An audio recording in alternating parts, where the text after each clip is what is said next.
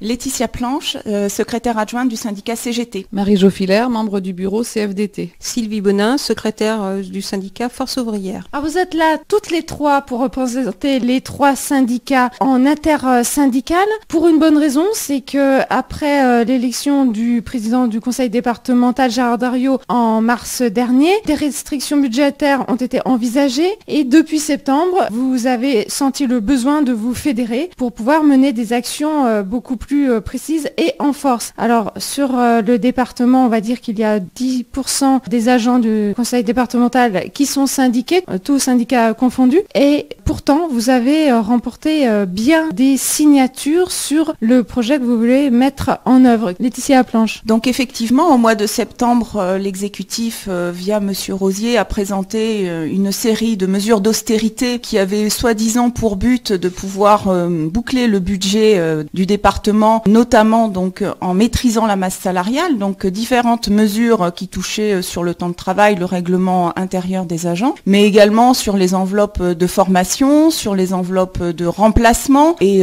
plus globalement sur le nombre d'agents au département, car à l'époque il était clairement indiqué que le nombre d'agents devait être diminué pour pouvoir donc maîtriser la masse budgétaire et faire des économies. À partir de ce moment, de graves atteintes donc ont été comprises par l'ensemble des personnels et notamment en premier lieu par les syndicats. Donc vu cette violence des mesures, pour la plupart qui n'ont pas été explicitées et chiffrées, qui ont juste été annoncées, l'intersyndicale donc s'est constitué afin de combattre toutes ces mesures et nous avons déclenché des informations syndicales auxquelles les agents ont répondu très nombreux. Alors cette signature est pour quel genre de texte? Marie-Jo Filaire. Nous, il nous a semblé absolument indispensable d'informer les agents de ce qui effectivement allait se passer et surtout de la régression des acquis sociaux que nous avions obtenus depuis des années. Pour nous, c'était pas du tout évident. Il fallait aussi que les agents le sachent que c'était synonyme forcément d'économie puisque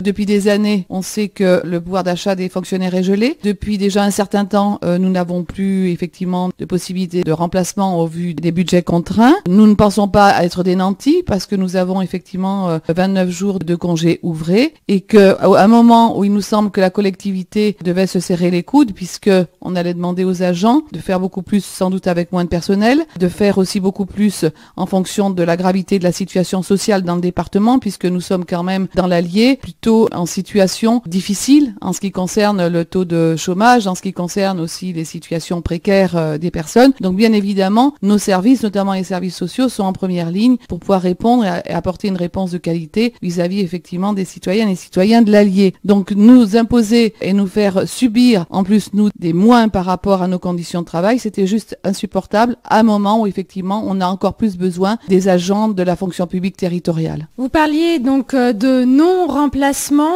je pense à tout ce qui est donc service social, les assistants sociaux sur des bassins qui sont très demandeurs. Y a-t-il eu des burn-out, je pense par exemple au bassin de Montluçon? Marie-Jo Filaire. Effectivement, nous ne sommes pas psychologues ou médecins du travail, mais ce que nous pourrons constater, c'est que dans certains centres médico-sociaux, il y a eu des arrêts de travail à répétition, ce qui a pour conséquence d'alourdir la charge de travail des personnes qui restent. Et effectivement, ce qui est important de savoir, c'est pourquoi on en arrive à ces situations-là. Quand on ne regarde que l'eau de l'iceberg, on n'a pas forcément les bonnes réponses à apporter pour l'avenir. Quels sont les mouvements envisagés ou engagés, Sylvie Bonin, pour Force Ouvrière? Alors bon, en ce qui concerne ce problème général, je pense qu'on va se retrouver, je pense, à nouveau en intersyndical si besoin est, parce que des négociations doivent s'ouvrir avec le président Dariot sur la question du temps de travail. Le temps de travail pour les salariés en général, c'est très important parce que c'est un rapport très intime entre le travail sur le bassin de travail, le lieu de travail et la vie privée. Et ça, sur 40 ans de vie professionnelle. Donc à chaque fois qu'on demande à une femme d'aller travailler le dimanche ou travailler de nuit, alors ça n'est pas notre cas pour nous, mais à chaque fois qu'on touche au temps de travail, que ce soit les horaires, l'organisation, ça touche à l'organisation, la vie privée, et on a vu, nous, dans la défense d'un aménagement qu'on trouvait mesquin, des difficultés pour nombreuses femmes à pouvoir retrouver leur vie de famille, notamment le mercredi après-midi, en dégageant finalement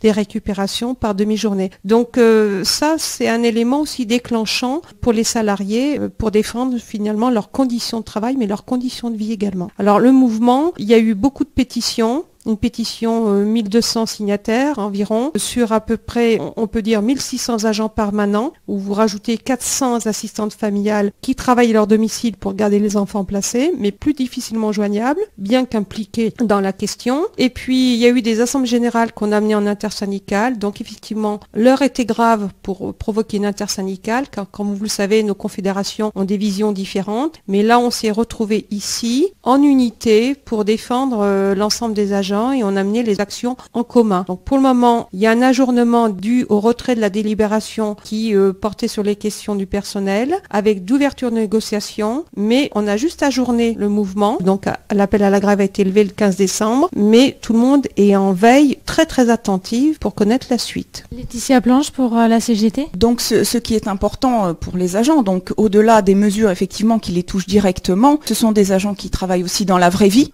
La vraie vie, c'est aussi la vie dans les collectivités. On l'a bien vu quand il y a eu les inondations dans le sud. Ce sont les fonctionnaires territoriaux qui ont été les premiers en première ligne. On les a vus aussi pendant les attentats. Ce sont quand même les fonctionnaires qui ont été également en première ligne. Donc les fonctionnaires et les fonctionnaires territoriaux ont vraiment leur place dans le fonctionnement de la société. On sait bien que les services publics, ce sont des amortisseurs sociaux extrêmement importants en période de crise. Et donc les agents, même s'ils ont bien conscience des difficultés financières de la collectivité dues à un contexte national de raréfaction budgétaire décidé par des politiques, ils n'ont pas eu la démonstration que les efforts qu'ils devaient faire étaient véritablement productifs. D'où ce sentiment d'injustice, non productif également en termes de qualité de service rendu aux usagers. Parce que rien n'a été démontré dans ce sens et les agents sont en attente justement. Il va y avoir des réorganisations assez profondes a priori qui vont être menées dans la collectivité. Donc ils attendent d'être entendus sur la pertinence de ces organisations afin que le service rendu aux usagers soit le plus efficace possible.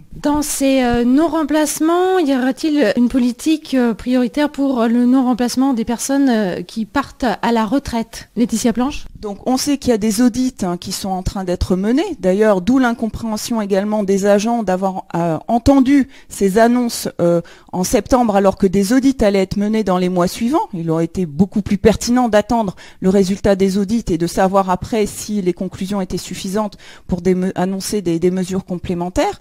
Mais pour l'instant, les organisations syndicales n'ont pas entendu de choses très précises quant à ces réorganisations. Sylvie Bonin pour la Force ouvrière. Oui, sur la question il n'y a pas de suppression d'emplois en tant que telle, mais il y a des gels de postes, ce qui fait que finalement, dans les services, il va y avoir des trous, des manques et peut-être des difficultés, des surcharges.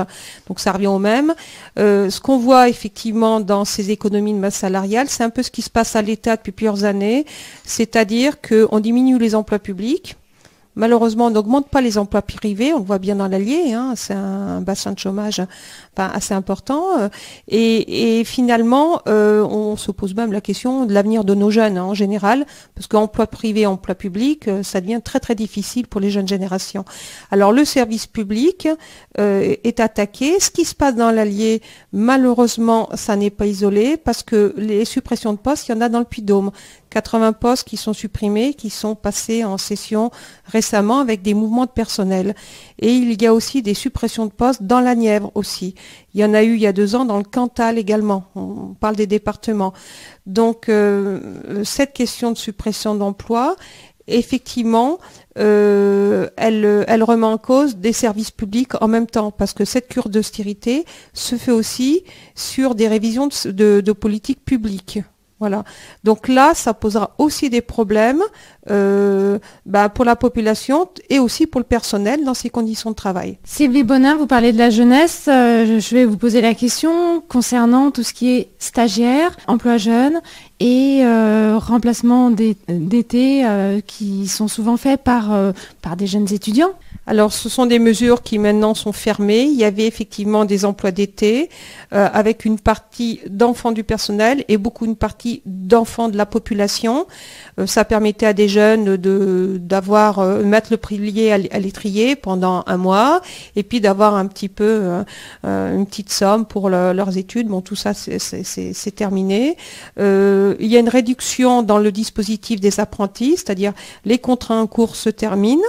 mais le dispositif va être quasiment restreint ou fermé. Ça, c'est quand même une problématique pour les apprentis qui ont énormément de mal à trouver un employeur. Et puis, on avait quand même des capacités d'encadrement importantes, vu la diversité de nos métiers. Donc, c'est quand même dommage.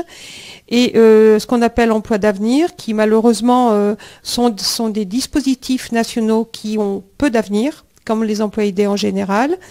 Et là, les jeunes qui sont en emploi d'avenir se posent énormément de questions sur leur devenir, comme toujours, parce que ce sont des dispositifs qui ne sont pas assis sur des emplois permanents et qui n'ont pas vocation, si vous voulez, à être maintenus, en tout cas dans les dernières dispositions.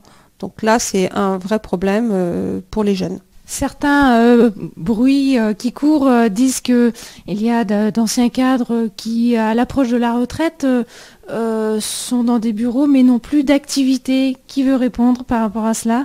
D'une façon générale, nous, on demande effectivement beaucoup plus de transparence au niveau de l'information auprès des organisations syndicales sur les organigrammes, les effectifs, les gels de postes, les éventuelles suppressions de postes. Donc, ce que vous nous dites fait partie effectivement des informations dont on aimerait avoir connaissance. Et si vous évoquez ce qu'on appelle classiquement les mises au placard, en tout cas, nous, on y est hostile. Un fonctionnaire est un fonctionnaire, quels que soient les élus. Il est là pour accomplir les missions qui sont demandées par les équipes politiques en place. Mais effectivement, cette pratique de mise au placard, là directement, j'en ai pas vu. Il y a des mouvements, effectivement, à chaque fois qu'il y a des revirements politiques, mais c'est pareil dans les mairies, il y a des mouvements des fois dans des cadres supérieurs. Mais nous, en général, on s'inscrit contre toute chasse aux sorcières parce que ça n'est pas du tout la façon dont il faut faire avec le service public. Merci Sylvie Bonin pour FO, merci à Marie-Jo Filaire pour la CFDT et merci à Laetitia Planche pour la CGT.